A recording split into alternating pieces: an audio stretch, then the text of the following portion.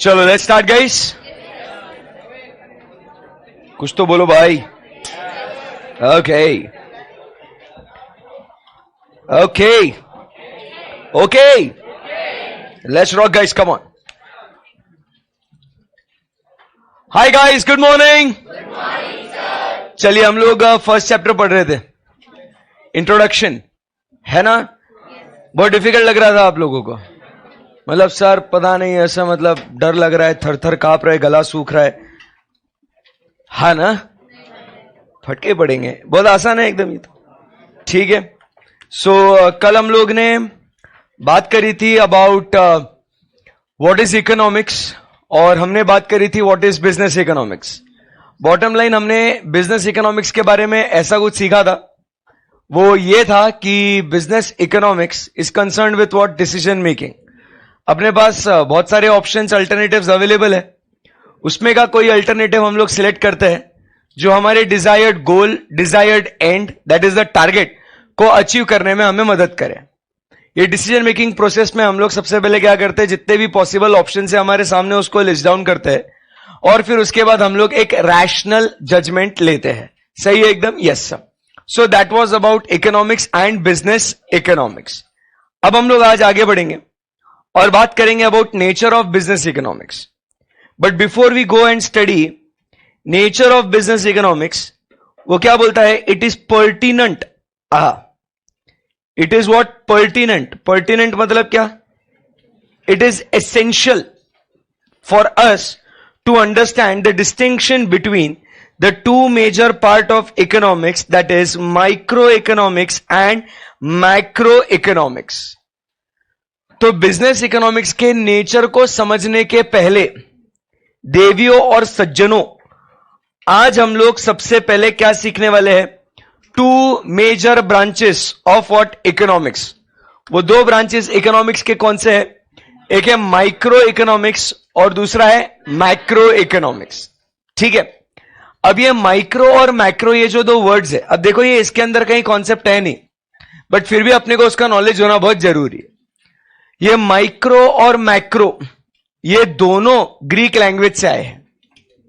They both own its origin to what? Again the Greek language. जिसके अंदर micro की अगर बात करें तो it is, the word was micro के, बराबर. और जब हम लोग बात करें मैक्रो की, so again it was what? के, मैक्रो. माक्रो मत बोलना उसको. It is what? मैक्रो. बहुत से बच्चे इसको माक्रो माक्रो माकड़ो कुछ भी बोलता है. तो ऐसे it's not macro, it's macro, it's not macro. ठीक है. Okay. So when we talk about micro, इसका मतलब होता था स्मॉल, और इसका मतलब क्या है? लार्ज. बराबर कि नहीं? तो आप समझने की कोशिश कीजिए, माइक्रो इकोनॉमिक्स की जब बात करते हैं, सो वो बात करता है अबाउट छोटी छोटी चीजों के बारे में, स्मॉल स्मॉल थिंग्स, मतलब इंडिविजुअल थिंग्स के बारे में बात करता है. When we talk about microeconomics, आप समझिए बात को, we talk about what the individual things. बराबर के नहीं? जैसे हम लोग बात करेंगे अबाउट अ फर्म, बराबर, इंडिविजुअल प्रोडक्ट, इंडिविजुअल पर्सन, वो व्यक्ति अपने रिसोर्सेस को किस हिसाब से एलोकेट करता है, बराबर. That study is subject matter of what? Micro economics. आज मेरे पास जो रिसोर्सेज है, वो रिसोर्सेज मैं किस तरीके से यूटिलाइज करता हूं, बराबर. Again, we all know that problem of choice making is faced by each and every individual, every society, every country. बोलो हाँ या ना? तो अगर मेरे पास जो रिसोर्सेज है मालिक, बराबर, मैं उसको किस हिसाब से डील करता हूं, how do I use my resources, बराबर, will be the subject matter of what? Microeconomics. आपके पैसे आप किस हिसाब से यूज करो, आप उसको कैसे एलोकेट करो, इंडिविजुअल व्यक्ति कैसे कौन सी चीजों को कहां एलोकेट करता है, उसको यदि स्टडी करना है तो उसको हम लोग क्या कहेंगे? माइक्रो. मतलब जैसे अगर अपन बात करें, I want to study a firm, बराबर, फर्म और इंडस्ट्री में डिफरेंस समझ में आता है आपको? फर्म मतलब है individual organisation doing a business, but when there is a collection of these firms, बराबर, together combined, it is called as what? An industry. सही है एकदम? Yes sir. अगर मुझे एक बात बताओ, अगर मैं किसी कंट्री को स्टडी कर रहा हूं फ्रॉम वर्ल्ड पर्सपेक्टिव, तो इसको क्या बोलेंगे अपन? It's a micro. अगर मैं सिर्फ इंडिया को स्टडी कर रहा हूं from the world perspective, it is called as what? Micro. बराबर। अगर मैं किसी स्टेट को स्टडी कर रहा हूं from a country perspective, it is called as what? Micro. अरे समझा क्या? किस रिलेशन में आप उसे देख रहे हो, वो रिलेशन बहुत इंपॉर्टेंट है। समझ रहे बात को? Yes sir. It is like in a log of bread, बराबर। अगर मैं एक इंडिविजुअल स्लाइस ऑफ ब्रेड को स्टडी कर रहा हूं तो it is a micro. In a forest, in a jungle, if I am studying one individual tree, it is a part of micro. पूरे जंगल को स्टडी करेगा पूरे वो ब्रेड के लॉग को स्टडी करेगा सारे इंडस्ट्री को स्टडी करेगा तो टोटैलिटी में, हेलो, टोटैलिटी में जब मैं स्टडी करेगा कि भाई ओवरऑल कैसे रिसोर्सेज का एलोकेशन हो रहा है, तो उसको हम लोग बोलेंगे as what? Macro economics. But individually जब हम लोग बात करेंगे तो उसको बोलेंगे अपन, तो स्मॉल मतलब स्मॉल मिलाते जाओ, लार्ज बनाते जाओ। मतलब छिछोरे हंस क्या रहा है तू? मैं मैक्रो इकोनॉमिक्स की बात कर रहा हूं। स्मॉल मिलाते जाओ, लार्ज बनाते जाओ बोल रहा है। हाँ, स्मॉल मतलब माइक्रो। जब ये स्मॉल स्मॉल यूनिट्स ऐड करते जाएंगे तो क्या बन जाएगा? तो इसलिए तो बोला ना, सही बोला ना मैंने। सोच, क्या सोच है रे तेरी? हाँ, शक्ल तो इतनी भोली है, बराबर। कितना मतलब ऐसा, सही में। नाम क्या तेरा? प्रशांत। अच्छा, नहीं, हमारी सोच खराब है। नहीं, ठीक है। सो बताओ बेटा, स्मॉल मिलाते जाओ तो क्या बन जाएगा? अबे सालो लार्ज नहीं, मैक्रो इकोनॉमिक्स ना। कैसे लोग है रे भाई, राधे राधे। चलो समझ में आ गया आप सबको? Yes sir. चलिए, सो माइक्रो इकोनॉमिक्स की बात हो रही है, पहले उसका टेक्स्ट पढ़ते हैं। What is microeconomics? आइए। So micro economics is a study of the behaviour of different individuals. दिख रहा है आपको? डिफरेंट इंडिविजुअल्स एंड ऑर्गेनाइजेशंस, बराबर, within an economic system. It examines, क्या कहता है यहां पे? It examines how the individual units, that is consumers of firms, make decisions as to how efficiently allocate their scarce resources. इंडिविजुअल्स अपने scarce resources को किस तरीके से एलोकेट करेंगे, बराबर। That is the subject matter of micro economics. आप लोग स्क्रीन पे देख सकते हो, आपको क्या नजर आ रहा है? हमने हाईलाइट जो किया है वो क्या किया है? Individual allocate their scarce resources. इतना ही पढ़ लिया, अब का वो कॉन्सेप्ट खत्म हो गया है। अंडरस्टूड? या here the focus is on, Prashant, focus is on small. मैं यहां का पढ़ रहा हूं, तो साले क्या सोच रहा है यार? हाँ, क्या लिखा है यहां पे? Here the focus is on what? Small, बराबर। Small number of group of units rather than the units combined. अगर वो स्मॉल मिलाते गए, कंबाइन करते गए, तो क्या बन जाएगा? लार्ज मतलब मैक्रो, है ना? मैं यही का पढ़ रहा था यार, ठीक है। तो small number of groups rather than units combined, and therefore it does not explain what is happening in the wider economic environment. Clear है एकदम? Yes sir. So we mainly study the following in micro economics. जैसे number 1, product pricing, बराबर। Product pricing मतलब क्या? मैं मेरा product बेच रहा हूं, I am selling what? Economics. I am selling intermediate costing, intermediate audit, final audit. आप समझ रहे बात को? ये मेरे प्रोडक्ट्स है, उसमें मैं क्या प्राइस लगाऊं, बराबर। ये मेरा लुकआउट है ना, मैं डिसाइड करेगा ना मेरे को एक्स प्राइस पे बेचना है या वाई प्राइस पे बेचना है। ये कौन डिसाइड करेगा? मैं डिसाइड करेगा। इंडिविजुअल लेवल पे I will take this decision. So ये हेडेक किसका है? माइक्रो इकोनॉमिक्स या मैक्रो इकोनॉमिक्स का? माइक्रो का। Product pricing, that is pricing of a product. Product pricing, pricing of a product, simple. Consumer behaviour सुनेला है क्या ये कभी? कंज्यूमर कैसा बिहेव करता है, बराबर। अगर उसको हम लोग वो प्रोडक्ट दे तो वो देखेगा कि उसके अंदर उसकी वांट सेटिस्फाइंग पावर है या नहीं है। और आप समझिए ना, हर कंज्यूमर का बिहेवियर सेम होगा या हर कंज्यूमर का बिहेवियर अलग अलग होगा? अलग अलग होगा, एकदम जाहिर सी बात है। बोलो कुछ तो भी, बराबर। अ पर्सन में find utility in one may not find the utility in the, मतलब other person cannot find the same utility in that same particular product। जैसे अपन ने बोला था, बराबर के नहीं? कुछ लोग सिगरेट पी के उनको यूटिलिटी मिलती है, बट द सेम सिगरेट के अंदर अपने को यूटिलिटी मिलेगा क्या? नहीं। तो आप समझने की कोशिश करो, कंज्यूमर बिहेवियर ये अलग अलग लोगों के हिसाब से देखा जाएगा, ये बराबर है। सो अगेन इंडिविजुअल स्टडी होगा rather than a study of a group. Clear है एकदम? Yes sir. उसके बाद हम लोग बात करते हैं फैक्टर प्राइसिंग। फैक्टर प्राइसिंग मतलब क्या? फैक्टर्स मतलब क्या होते हैं? फैक्टर्स ऑफ प्रोडक्शन, जैसे अपना लैंड, लेबर, कैपिटल, है ना, लेबर, कैपिटल एंड एंटरप्रेन्योर। सो इसके प्राइसिंग मतलब आप समझने की कोशिश करो, लैंड पे हम लोग क्या देते हैं? हम लोग लैंड को पे करते हैं रेंट, लेबर को क्या मिलता है? वेजेस, कैपिटल के ऊपर इंटरेस्ट, और एंटरप्रेन्योर को क्या मिलता है? प्रॉफिट। तो ये सब मेरे को कितना रेंट पे करना है या कितना चार्ज करना है, कितने वेजेस पे करने हैं या कितने वेजेस मुझे कलेक्ट करने हैं, ये सारा डिसीजन फैक्टर्स ऑफ प्रोडक्शन का प्राइसिंग ये माइक्रो लेवल पे होगा कि मैक्रो लेवल पे होगा? माइक्रो लेवल पे होगा। समझे बात को? Yes sir. उसके बाद economic conditions of what? The section of people. Economic condition of what?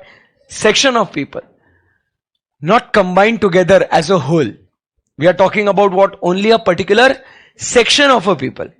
जैसे आज अगर अपन कहे कि पुणे में रहने वाले लोगों की आर्थिक स्थिति क्या है as compare to Maharashtra, higher lower अपने को अभी उसका देखने का नहीं है, उस विवाद में अपने को पढ़ना नहीं है, बट आप समझिए will it be a micro और मैक्रो? थोड़ा सोच समझ के जवाब देना, वो माइक्रो होगा कि मैक्रो होगा?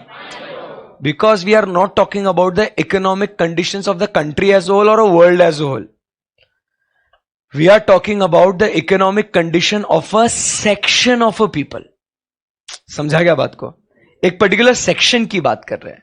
पुणे, मुंबई, बराबर। मुंबई सेक्शन में क्या है, पुणे सेक्शन में क्या है, महाराष्ट्र में क्या है, तो गुजरात में क्या है, गुजरात में, मध्य प्रदेश में। आप समझ रहे बात को? उस सेक्शन की बात कर रहे हैं कि वहां पे लोगों की आर्थिक स्थिति क्या है, बराबर, वहां पे उनका स्टैंडर्ड ऑफ लिविंग क्या है, बराबर। So that will be a part of again micro economics. And last में, नहीं second last, behaviour of what? Firms. You understand? Behaviour of what? Firms. Again firms की बात कर रहे हैं या पूरे इंडस्ट्री की बात कर रहे हैं? फर्म की बात कर रहे हैं। आई बात समझ में आपको? Yes sir. एंड लास्ट में location of what? A particular industry, मतलब अमंग ऑल द इंडस्ट्रीज एक इंडस्ट्री पर्टिकुलरली कहां लोकेटेड है। जैसे हम लोग देखते हैं ना, टेक्सटाइल इंडस्ट्री सूरत में लोकेटेड है, मेजरली जो हब है, बराबर, वो किधर लोकेटेड है? सूरत में, बराबर। उसके बाद अगर अपन बोले कि आईटी, बराबर, किधर लोकेटेड है? बैंगलोर में। एजुकेशन किधर लोकेटेड है? पुणे में। पुणे, ऐसा अगर मराठी में बोलते हैं तो क्या बोलते हैं? पुणे है विद्याचं माहेरघर है, बराबर। लोग पढ़ाई करने के लिए अगर आना है तो लोग कहां आते हैं? पुणे आते हैं, द मोस्ट प्रेफर्ड लोकेशन, क्योंकि लाइफ काफी इजी गोइंग है ना। मुंबई में there is lot of hustle, बराबर के नहीं? पुणे में एकदम चिल माहौल है, एकदम, बराबर। ट्रांसपोर्ट काफी आराम से कर सकते हैं, ट्रैफिक इतना कंजेशन नहीं होता है बट ठीक है, not as compare to the other cities. So particular industry कहां लोकेटेड है? टेक्सटाइल, बराबर, और क्या बोलते हैं अपना आईटी या अपना एजुकेशन, ये सब क्या है? अलग अलग इंडस्ट्रीज है। तो आप देखोगे भी कि अगर कोई व्यक्ति पर्टिकुलर जॉब भी ढूंढता है तो वो क्या बोलता है कि बॉस मैं वहां जाके जॉब करना चाहता हूं। क्यों? अरे क्योंकि मैं जो डिग्री अचीव किया हूं उसका स्कोप उस पर्टिकुलर एरिया में है। समझा क्या बात को? तो वो इंडस्ट्री कहां लोकेटेड है उसको स्टडी करना इज नथिंग बट उस पर्टिकुलर लोकेशन को। देखो कंफ्यूज मत होना, सर यहां पे तो इंडस्ट्री बोला है तो फिर सर ये तो मैक्रो का हो गया ना। ना ना ना, वो पर्टिकुलर इंडस्ट्री कहां लोकेटेड है, उस लोकेशन को स्टडी कर रहे हैं हम लोग। समझ रहे बात को? ऐसा तो टेक्सटाइल पूरे भारत देश में बिकता है यार, बट मेजर हब जो अपन बोलते हैं ना हब, वो किधर है उसको स्टडी करना is a part of what, micro economics. Understood क्या बच्चों? Yes sir. सो कौन से पॉइंट्स थे बच्चों? प्रोडक्ट प्राइसिंग, थोड़ा उसको फील करना, ये रटना नहीं है, लॉजिकली आपको बताते आना चाहिए कि ये माइक्रो का पार्ट होगा कि मैक्रो का। इंडिविजुअल प्रोडक्ट का प्राइस डिसाइड करना है, इसको क्या बोलेंगे? सही है एकदम। अब प्राइसिंग की बात कर ही रहे हैं तो फैक्टर के प्राइसिंग की भी बात कर लो। सो प्रोडक्ट प्राइसिंग हो गया और फैक्टर प्राइसिंग भी हो गया। सही है एकदम? Yes sir. उसके बाद आप समझिए नेक्स्ट अपन बात करते हैं about what, economic conditions of section of people. उस पर्टिकुलर सेक्शन में लोगों की इकोनॉमिक कंडीशन, आर्थिक स्थिति क्या है, और उसी में लोकेटेड इंडस्ट्री को भी स्टडी कर लेंगे। So economic condition of a section of people, because what is the location of industry over there. अब देखो ना, अगर वो इंडस्ट्रियल एरिया है तो क्या वो ग्रो करता है क्या, और वहां के लोगों की आर्थिक स्थिति अच्छी होती है क्या? जहां पे बिजनेस अच्छा है, इंडस्ट्रीज है, बराबर। जैसे आज अगर कोई भी आज आप डेवलपिंग सिटी देखो, बराबर, तो हम लोग क्या देखते हैं भाई, यहां पे इंडस्ट्रीज आ रहे हैं, यहां पे बड़े बड़े कंपनीज आ रहे हैं, तो इसीलिए उस पर्टिकुलर टाउन सिटी का भी क्या होता है, डेवलपमेंट होता है। तो इसीलिए हम लोग क्या देखते हैं, लोकेशन ऑफ इंडस्ट्री, उसको ध्यान में रखते हुए economic conditions of a section of people. सही है एकदम। अब उनकी इकोनॉमिक कंडीशंस को देखते हुए उनका बिहेवियर, बराबर के नहीं, तो कंज्यूमर बिहेवियर। सही है एकदम? Yes sir. एंड लास्ट में हम लोग क्या कहते हैं, अब नेक्स्ट पॉइंट क्या है अपना, बिहेवियर ऑफ फर्म्स। सही है कि उस पर्टिकुलर इंडस्ट्री में उस पर्टिकुलर जो फर्म्स है उनका बिहेवियर को स्टडी करेंगे। सो अगर अपने को इसको याद करना है, जस्ट इन केस अगर आपको लगता है कि सर इसको याद कैसे करें, क्योंकि ये ऑड वन आउट के लिए तो आएगा ही आएगा। Which of the following is a feature of micro economics? एक ऑप्शन होगा all of the above. Which of the following is the odd one out? Micro के 3 देंगे, मैक्रो का 1 डाल देंगे। समझ रहे बात को? तो अपने को यहां पे इंपॉर्टेंट है कि ये सारे जो 6 पॉइंट है ये अपने को ध्यान में रहे। सो हम लोग कैसे ध्यान में रखेंगे? First we talk about is the product pricing and factor pricing. फिर उसके बाद आप समझिए कि थर्ड पॉइंट कि वो इंडस्ट्री कहां लोकेटेड है, वो इंडस्ट्री के अंदर ऐसा कर लेते हैं, बहुत अच्छा हो जाएगा, वो इंडस्ट्री के अंदर फर्म्स कैसे बिहेव कर रहे हैं, बराबर, और उन फर्म्स का बिहेवियर को ध्यान में रखते हुए, बराबर, या तो अपन ऐसा भी कर नहीं, जैसे पहले चल रहा था वैसा करते हैं, रुको, ये इधर 4th ये वाला, और फिर ये क्या बोलते हैं इसको, 5 और 6, जैसे बिहेवियर साथ में पढ़ लेंगे ना अपन, जैसे प्राइसिंग साथ में पढ़ लिया, वैसे बिहेवियर साथ में पढ़ लेंगे। सो बोलो कौन से पॉइंट्स थे दोस्तों? प्रोडक्ट प्राइसिंग, फैक्टर प्राइसिंग, फिर क्या होगा, location of industry and economic condition of section of people, and फिर उसके बाद क्या है, कंज्यूमर का बिहेवियर एंड फर्म्स का बिहेवियर। डन। रीड कर लो एक बार, क्या रीड करना है सर? माइक्रो इकोनॉमिक्स को स्टार्ट से लेके वो 6 पॉइंट्स पूरा अच्छे से।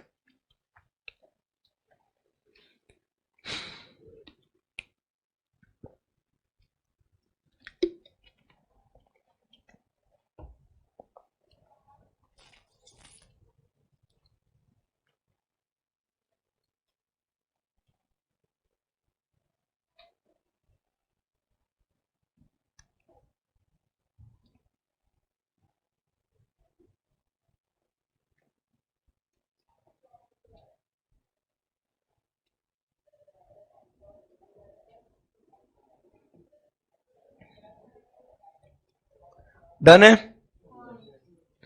आगे बढ़े यहां से। अब चलिए बात करते हैं किसके बारे में, मैक्रो। सो अभी देखो क्या बोल रहा है यहां पे, it is a study of what, क्या लिखा है यहां पे, ओवरऑल इकोनॉमिक फिनोमिना, और we talk about economy as a whole. मतलब अब हम लोग इंडिविजुअली स्टडी नहीं करेंगे। ऊपर वाले पार्ट में अपन ने क्या हाईलाइट करा था आप देख लीजिए, इंडिविजुअल। अब हम लोग बात कर रहे हैं instead of studying individually we will study in what, totality, in whole, बराबर, rather than individual part. Accordingly, in macroeconomics, we study what? The behavior of large economic aggregates, such as overall level of what? Output, total consumption, total saving, total investment, and also how these aggregates shift over time. Important क्या है? Totality में study करना है, समझे बात को? Yes sir. तो आप समझिए, macro economics is also called as aggregative economics, क्योंकि हम लोग क्या करते हैं, सब कंबाइन करके स्टडी करते हैं ना। But on the other hand micro economics is called as what, the slicing theory. क्या बोलते हैं इसको? Slicing theory. बोलो, आप नहीं समझे? नहीं समझे बोलो ना, मैं समझाता हूं भाई, रिलैक्स। देखो, टोटलिटी में स्टडी करना, एग्रीगेट में स्टडी करना is called as what? Aggregate मतलब कंबाइन टुगेदर ना, तो इसको क्या बोलेंगे अपन? मैक्रो बोलेंगे। बट जब उसको टुकड़े करेंगे, स्लाइस डाउन करेंगे, इंडिविजुअल पार्ट्स को स्टडी करेंगे, हेलो क्या बोलेंगे इसको? खत्म, माइक्रो इकोनॉमिक्स। सो एग्जाम में देखो ये चीजें बुक में नहीं है, बट अपने को इसका क्या मतलब होता है यह जानना बहुत जरूरी है, समझे बात को? Yes sir. So slicing theory and aggregate, ये समझ में आया? बिल्कुल सर, बहुत अच्छे से। Now again we have 6 points, एक इलिस्ट्रेटिव लिस्ट कि बाबा मैक्रो इकोनॉमिक्स किससे कंसर्न है। जैसे माइक्रो पढ़ा था ना, वैसे ही यहां पे ये बात हो रही है। जैसे अभी बात करते हैं नेशनल इनकम एंड आउटपुट, जैसे अपन देखते हैं ना, बात करते हैं अपन GDP at factor cost, GDP at market price, constant prices, current prices. कभी ऐसा बचपन में कभी? जीडीपी का मतलब होता है ग्रॉस डोमेस्टिक प्रोडक्ट, इतना तो पता है। It is the money value of all, word क्या है वो डेफिनेशन बोल रहा हूं मैं। GDP is what? Money value of all the goods and services produced within the domestic territory of the country is called as what? GDP. अरे बोलो ना बच्चों। तो अपने भारत देश में मैं कितना प्रोड्यूस कर रहा हूं उसकी बात नहीं कर रहा हूं मैं कितनी सर्विस दे रहा हूं उसकी बात नहीं हो रही है। अंबानी या अदानी कितना प्रोड्यूस करके सेल कर रहे हैं उसकी बात नहीं हो रही। छोटे से छोटा, बड़े से बड़ा, जितने भी गुड्स या सर्विसेज बना रहे हैं अपने डोमेस्टिक टेरिटरी के अंदर, उस सबकी मनी वैल्यू अगर कंबाइन करे तो अपन बोलेंगे ये भारत देश की जीडीपी है, समझ रहे? सो जाहिर सी बात है, will it be a micro और मैक्रो? मैक्रो। अरे समझा क्या बात को? Yes sir. सो उसको बोलते हैं national income and output, macro level पे। क्लियर है? उसके बाद general price level and interest rate. Individual product का प्राइसिंग की बात नहीं कर रहे या फैक्टर की प्राइसिंग की बात नहीं कर रहे, बट किसकी बात कर रहे? जनरल प्राइस लेवल की बात कर रहे हैं। जनरल प्राइस लेवल मतलब अपन ने बोला था ना, क्या बोलते हैं अपन? इन्फ्लेशन बराबर ओवरऑल मार्केट में इंटरेस्ट रेट्स क्या है उसकी बात कर रहे हैं अपन, समझा क्या बात को? तो इन्फ्लेशन, ओवरऑल महंगाई बराबर, हम लोग क्या देख रहे हैं आज कंट्री में? इन्फ्लेशन 5% से बढ़ा, 7% से बढ़ा। अरे ये इन्फ्लेशन मतलब क्या? ओवरऑल कितनी महंगाई बढ़ी। अरे आज अपन बोल ही रहे, पेट्रोल महंगा, डीजल महंगा, कुकिंग गैस महंगा, इलेक्ट्रिसिटी महंगी, कहां है अच्छे दिन? हम लोग तो ये बोलते ही जा रहे बराबर। बट अगर अपन देखें तो ओवरऑल महंगाई सर बढ़ी गई है। इंडिविजुअल, हाँ वो कोई बोलेगा अरे ये तो सस्ता हुआ ना, बट अरे देखो हमने तो मोबाइल डेटा तो सस्ता किया ना आपका, हमने आपका कॉलिंग तो सस्ता किया ना, बराबर। भाई कुछ चीजें महंगी हुई है, कुछ चीजें सस्ती हुई है। ओवरऑल अगर हम लोग देखें तो वो महंगी या सस्ती, उसको अपन क्या बोलते हैं? General price level. Again it is a subject matter of micro और मैक्रो, मैक्रो इकोनॉमिक्स। समझा गया बात को? या आगे, balance of trade versus what? Payments. Balance of trade and balance of payments. अब ये क्या नया फंडा है सर? अब समझिए बात को।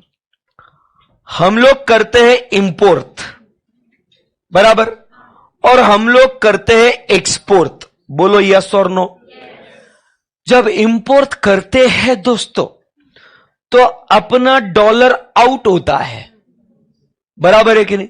इंपोर्ट करते हैं तब क्या होता है, डॉलर हम लोग को दूसरे कंट्री को देना पड़ता है, और जब एक्सपोर्ट करते हैं तो डॉलर ही डॉलर, डॉलर अंदर आता है। अरे बोलो हाँ या ना। अब क्या होगा, मेरे को इंपोर्ट किया तो कुछ देना है, मैंने एक्सपोर्ट किया तो मुझे आपसे कुछ आना है। अभी आप जो है ना, आपके दोस्तों में ही हिसाब लगा लो, क्या करते हो, भाई देख मैंने तुझे इतने दिए थे, अब तूने मुझे उस दिन इतने दिए, मैंने तेरे लिए उस दिन वहां खर्चा किया था, आज तूने मेरे लिए यहां खर्चा किया है, तो ओवरऑल नेट नेट अपना इतना बैलेंस रहता है। अरे बोलो, मैं तेरे को ऐसा थोड़ी करेंगे ना, अब मेरे को दोस्त से 1000 रुपए आने हैं, आपने उसके लिए 200 पे किया, तो आप हिसाब कैसे करोगे, भाई पहले तो 1000 रुपए दे, फिर मैं तेरे को 200 रुपए देता हूं। अरे उससे अच्छा नेट नेट 800 रुपए दे देना, खत्म करना बात को। अरे बोलो हाँ या ना।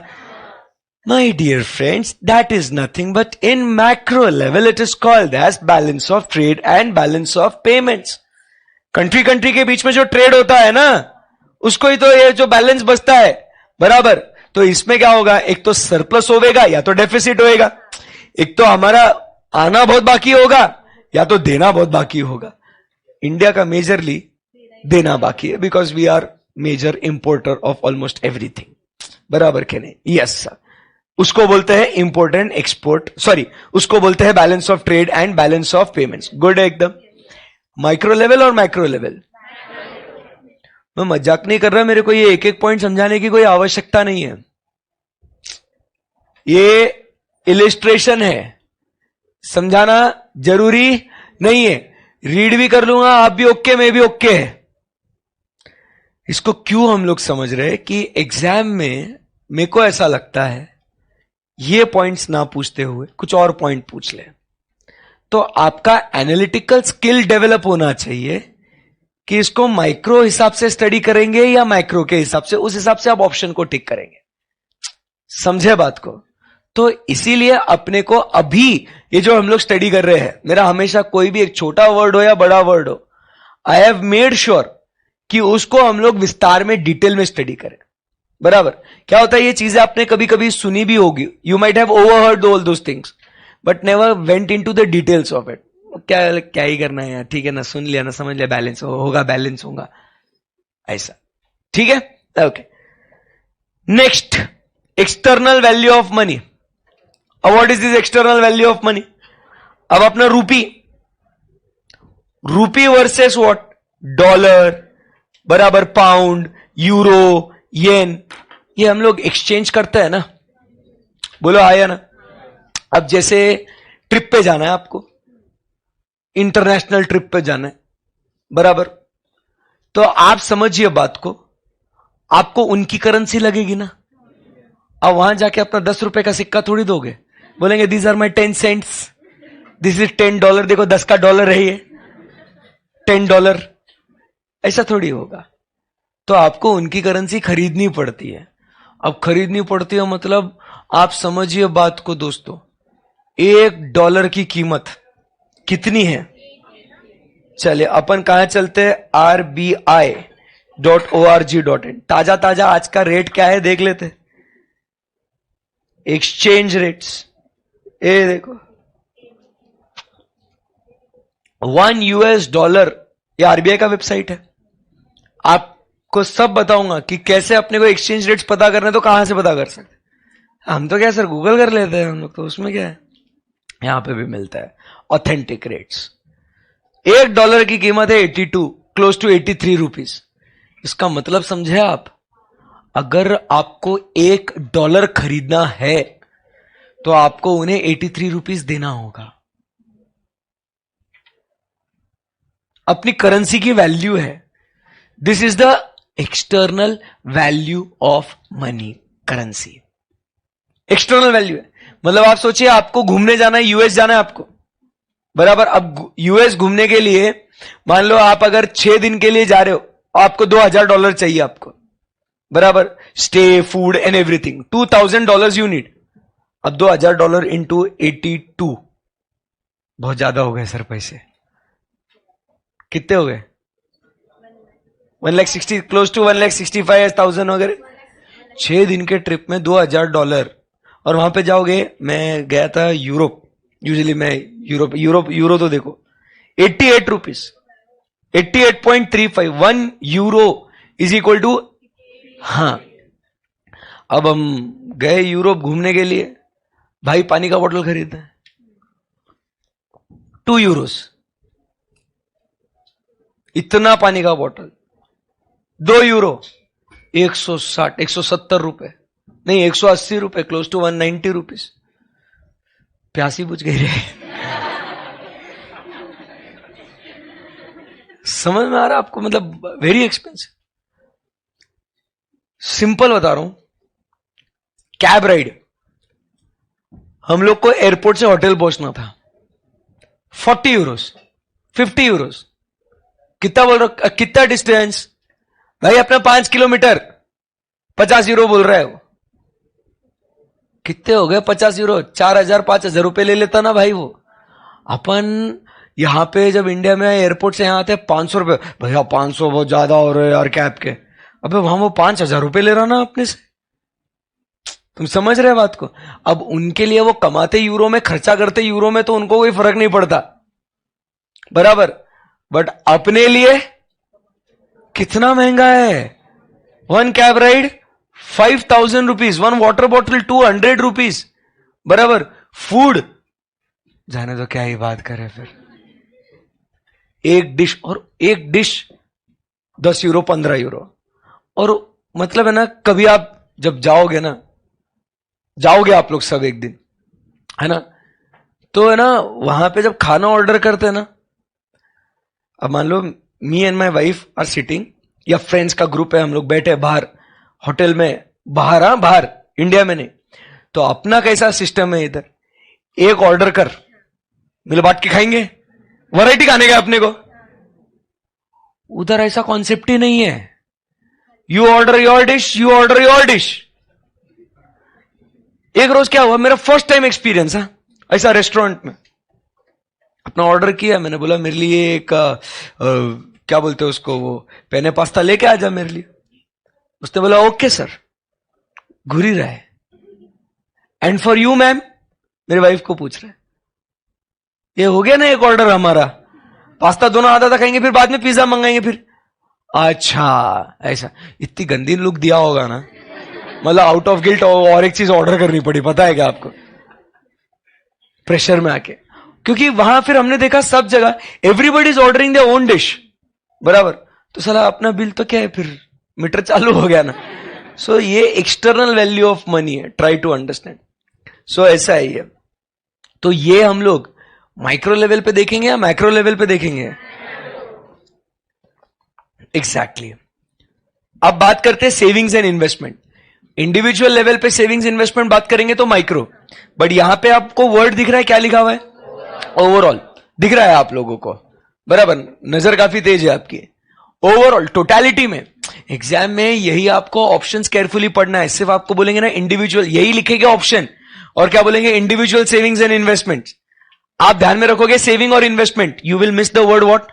ओवरऑल। समझा बात को? टोटलिटी की बात होनी है, बराबर, यस। एक काम करते हैं यार, देखो आप लोग ऐसे करते हो ना, इसके लिए फिर है ना मेरे को फिर ये ऐसे करना पड़ता है। अभी खुश थे ना आप, यहां पे आगे भी बढ़ सकते थे, बट अब मैं आपसे एक सवाल पूछूंगा, अभी फिर मैं जो है ना अभी अपने असली रूप में आता हूं। अगर मेरा फंडा कैसा है, अगर बच्चे मेरे को क्वेरी नहीं पूछे, then I do the other way round, I ask the queries.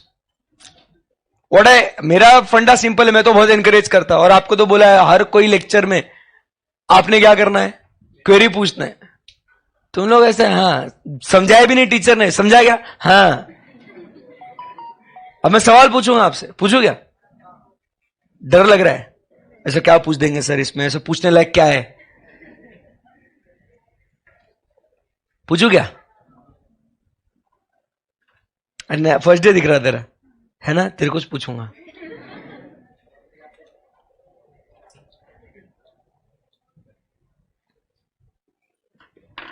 मतलब बताओ।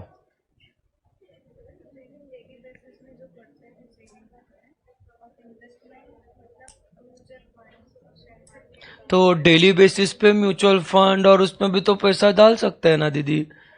दीदी बोल रही है जो डेली बेसिस पे करते हैं ना वो सेविंग है, और म्यूचुअल फंड में वगैरह जो डालते हैं, मतलब the frequency does it define your savings और इन्वेस्टमेंट। फिर चिड़गी कुछ भी बोलती, बोल रहे हो खड़ा हो। नाम क्या तेरा? भावेश। भावेश भाई केम छो? मजा में? बताओ फिर, शेविंग के हुए, इन्वेस्टमेंट के हुए, कुछ समझ में आया मैं क्या कर रहा हूं आपके साथ? सर सेविंग सेविंग होता है, इन्वेस्टमेंट इन्वेस्टमेंट होता है। What's the big deal, right? क्यों इतना बवाल कर रहे हो छोटी सी बात का? समझो बात को, बहुत इंपॉर्टेंट है ये सब। लिखा है ओवरऑल सेविंग्स एंड इन्वेस्टमेंट। हम लोग ने इधर ऊपर भी पढ़ा टोटल सेविंग इन्वेस्टमेंट। हम लोग ऐसा पूछते नहीं। मैं उस दिन भी बोला ना, आप इसीलिए नहीं पूछते हो कि आपको लगता है कि आपके दोस्त आप पे हंसेंगे। भाई तेरे को सेविंग मतलब क्या नहीं मालूम, इन्वेस्टमेंट मतलब नहीं मालूम तेरे को, डीप डाउन इनसाइड उसको भी नहीं मालूम। बट आप डर उसी चीज से रहे हो कि मेरी क्लास में है ना बदनामी होगी, लोग हंसेंगे मेरे पे। मत करो। छोटा सा छोटा वर्ड अगर उसके रूह तक नहीं पहुंचे, कॉन्सेप्ट आपको कभी भी 100% क्लियर नहीं होगा। एंड रियलिटी चेक, हम लोग सीए कोर्स कर रहे हैं। आपका क्लाइंट आपको आके पूछता है, भावेश भाई सीए सर, सीए साहब ये थोड़ा एडवाइस चाहिए था सेविंग इन्वेस्टमेंट के बारे में। आप बोलेंगे हाँ, और आपसे पहले पूछेगा सेविंग क्या होता है सर और इन्वेस्टमेंट क्या होता है।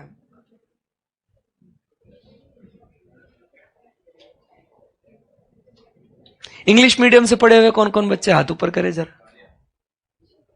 Oh nice, good. हाँ दीदी, सेविंग इन्वेस्टमेंट,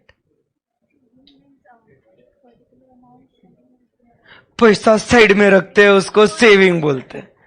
इन्वेस्टमेंट भी तो साइड में ही रखा ना। हाँ पर सेविंग में नहीं मिलता तेरे को रिटर्न। हाँ सेविंग, बट सेविंग क्या हुए है?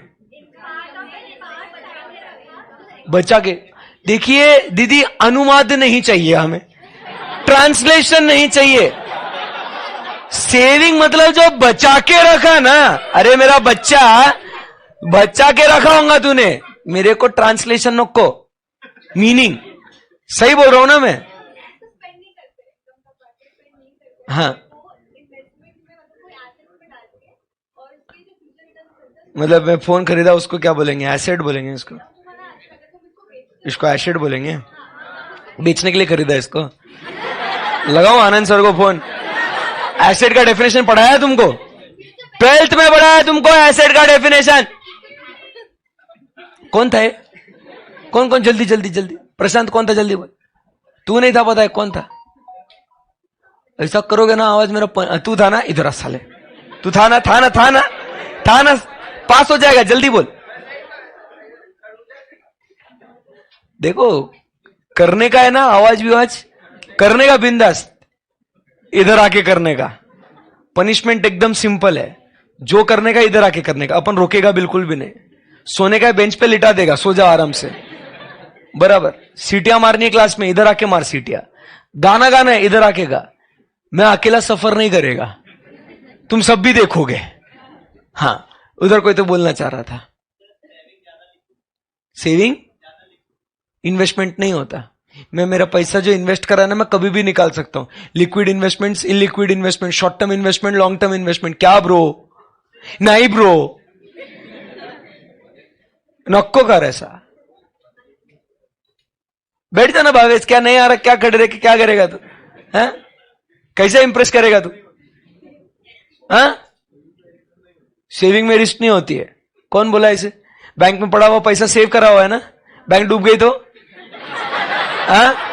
शेविंग में रिस्क नहीं होती है, फिर क्या होता है?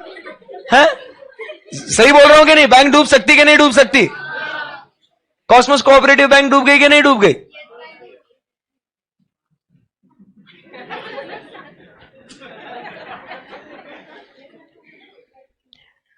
क्या हो गया? This is the fun part, you know, you should always be involve. आप कोई भी टेक्स्ट पढ़ो, चाहे वो इकोनॉमिक्स हो, लॉ हो, अकाउंट्स का हो, मैथ्स का हो, कोई भी टॉपिक आप पढ़ रहे हो, उस वर्ड का मतलब आपको पता होना चाहिए। What does that particular word mean? उसको भावनाओं से काम मत चलाओ। ये कहेगी क्या तेरे को सेविंग भी नहीं मालूम? तेरे को नहीं मालूम, इसीलिए क्लास में आए, तभी जाके कॉन्सेप्ट आपके क्लियर होंगे। मैं ये आपको अभी फर्स्ट और लास्ट टाइम बोल रहा हूं, मेरे जैसा इंसान आपको नहीं मिलेगा। मैं बहुत क्वेरीज पूछने को एनकरेज करता हूं, बराबर। यू कैन आस्क, मतलब फाउंडेशन के प्रीवियस बैच के बच्चे, इंटर के प्रीवियस बैच के बच्चे, बीट कॉस्टिंग, बीट ऑडिट, या फाइनल के बच्चे। इंपॉर्टेंट ये है कि उस शब्द की जो जान है ना, उसका मतलब क्या है। क्योंकि अपन जो है ना, मैं क्यों बता रहा हूं आपको ये चीज, आपको लगेगा सर ठीक है ना, नहीं ऐसा नहीं है। आपने लॉ पढ़ा ना, आपने इंटरप्रिटेशंस निकलते हैं ना उससे, मैम ने बताया होगा ना आपको, this is how it means, ये इंटरप्रिटेशन है। जैसे कि अगर लॉ में लिखा हुआ होगा हिज, ही शाल, ऐसा, तो लड़कियां पूछती होंगी सब ये सर ही और हिज के लिए क्या, लड़कियों के लिए कानून एप्लीकेबल नहीं है क्या? ऐसा पूछा कभी आपने? पढ़ा ना, he shall be liable, he can not enter into contract. अरे किधर गए लेडीज लोग? सिर्फ ही लिखा है। अरे पूछने का क्या बोल रहा हूं मैं? फिर मैम आपको बोलेगी कि ही का मतलब वो जेंडर न्यूट्रल है, वो उसमें ही शी सब है उसके अंदर। समझा क्या बात को? मैं मजाक की बात नहीं कर रहा हूं, ये आपको क्यूरियोसिटी। छोटे बच्चे देखे कभी आपने घर में? 2-3 साल के, मैंने तो मेरे घर पे आओ, मेरे हिया से मिलो, कुछ हुआ नहीं की क्यों? ऐसा क्यों बोलते हैं? That is a curious child, because it is new for them, this world, this language, everything is new. So she'll be like कि ऐसा ही क्यों करना है? और सिंपल फोर्क से ही मैं नूडल्स क्यों खाऊं? मैं हाथ से भी तो खा सकती हूं, ये देखो फोर्क। ये उसका रिएक्शन है भाई, I will eat like this पापा। क्यों ऐसा खाऊं? वैलिड क्वेश्चन है। यू शुड ऑल्सो आस्क, ये ऐसा क्यों? Because this is a new child for you. समझ रहे बात को? Now let's come back to saving and investment. Let me make you understand. Savings जब बोलते हैं, when it is done by a household in economics, in economics savings and investments means जब अ household persons, बराबर, when they put their money, when they park their money, it is called as what? Savings. समझ रहे बात को?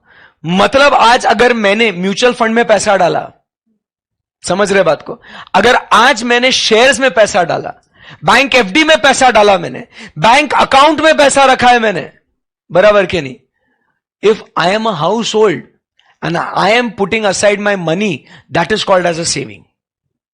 But if I am a businessman and if I put money in mutual funds, correct hai, in shares, in bank FDs, the same thing will be termed as investment. रिश्ता वही, सोच नहीं। समझ रहे बात को? जो कर रहा है ना, उसके हिसाब से वो सेविंग या इन्वेस्टमेंट टर्म किया जाएगा। अगर ये अपन घर कर रहा है ना, ये हाउस होल्ड कर रहा है ना, ये मम्मी पापा आप मैं हम लोग कर रहे हैं ना इसको नॉर्मल, की भाई अपने को है ना फ्यूचर के लिए, मेरे बच्चे के एजुकेशन के लिए मम्मी पापा ने, जब से आप पैदा हुए ना तब से लेके मम्मी पापा ने आपके हायर एजुकेशन के लिए पैसा इकट्ठा करना चालू करा। उसके लिए उन्होंने एफडीज बनाई, शेयर्स खरीद के रखे, म्यूचुअल फंड में पैसा डाला, प्रॉपर्टी में पैसा डाला। भले ही मम्मी पापा उसको बोलते होंगे कि मैंने इन्वेस्टमेंट किया है, वो इन्वेस्टमेंट नहीं है, वो सेविंग है। बाद में अल्टीमेटली मम्मी पापा यही बोलेंगे, बेटा तेरे लिए तो सब जमा करके रखा है, तेरे लिए तो सेविंग्स है सारी। बट जब यही पापा अपने बिजनेस के अकाउंट से पैसा लगाएंगे, उसको क्या बोलेंगे? हां, समझे बात को? ऐसी है। और दीदी एसेट किसे कहते हैं? जो हम लोग किसी पर्टिकुलर प्रोडक्ट में पैसा लगाते हैं and in the long run that is more than a year, if it is going to give you money, बराबर, it is going to help you to earn money, then it is called as an asset. But if it is going to realize your money within a year, then it is also called as an asset. The difference is fixed and current asset. मैं chartered accountant है बोला क्या? तो बच्चों को लगता है अरे इकोनॉमिक्स से ज्ञान तो आता होगा सर को, अकाउंट्स को थोड़ी समझ में आता होगा, तो लपेटो सर को. हेलो सीए में भी, हाँ ओके. सो ऐसी बात है. चलो guys in the live streaming all good? बोल रहे बहुत मजा आ रहा है सर. चलो ओके. लास्ट में level of employment and rate of economic growth, बराबर. तो वही हम लोग कह रहे हैं ना कि लेवल ऑफ एम्प्लॉयमेंट मतलब ओवरऑल जो हम लोग कहते हैं ना, employment in India, unemployment in India, बराबर. कितने लोग को रोजगार मिल रहा है और कितने लोग बेरोजगार है, इंडिया में कितने एम्प्लॉयड और कितने अनएम्प्लॉयड है. तो वो ओवरऑल लेवल की, मैं एम्प्लॉयड है या अनएम्प्लॉयड है उसकी बात नहीं कर रहे, ओवरऑल इंडिया में कितना एम्प्लॉयमेंट है कितना अनएम्प्लॉयमेंट है उसकी बात कर रहे हैं. The level of employment and the rate of economic growth. Again ध्यान से देखना, rate of economic growth and economic condition of section of people. Difference समझ में आ रहा है आपको? Economic growth, economic condition of section of people. Confuse नहीं होना है अपने को बच्चों. क्लियर एकदम? Yes okay. सो इन तमाम बातों को मद्देनजर रखते हुए अदालत इस नतीजे पे पहुंचती है कि बिजनेस इकोनॉमिक्स जो है ये मोस्टली कंसर्न्ड है विथ व्हाट? माइक्रो. अब आप पूछेंगे क्यों कि नहीं है? हाँ ऐसे थोड़ी पूछते हैं सर, लिखा है इधर, हो गया हो गया हो गया हो गया. ठीक है चलो डन. कैसा जवाब दो इसका? पक्का? That should be the spirit. सिर्फ ऐसा लिखा है, बोल्ड में लिखा है, सर ने हाईलाइट करा, हाँ समझा दिया भाई. That is not the explanation, हाँ. So business economics is basically concerned with micro. Business, मेरा बिजनेस है, मेरे बिजनेस में मेरे को स्ट्रैटेजीज, डिसीजंस मेरे को मेरे बिजनेस में लेना है ना. तो मेरा बिजनेस माइक्रो या मैक्रो? तो इसीलिए business economics is concerned with business economics. Is not micro economics. Business economics is concerned with, जमा गया?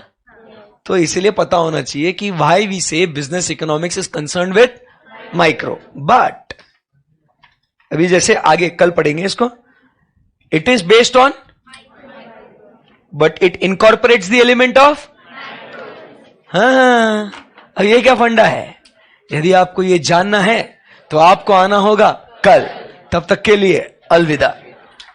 सही है? देखो इंट्रोडक्शन का चैप्टर है, ऐसा कुछ खास नहीं है, बट भाई पढ़ने में मजा आना चाहिए. ठीक है? और मैंने आपको इसलिए भी बोला था स्टार्टिंग में भी, जितना ज्यादा डिस्कशन करेंगे उतना इधर लोकेशन मेमोरी में आपके सेव होएगा वो. ठीक है? Yes. Thank you guys. Have a great great great day ahead. Bye bye.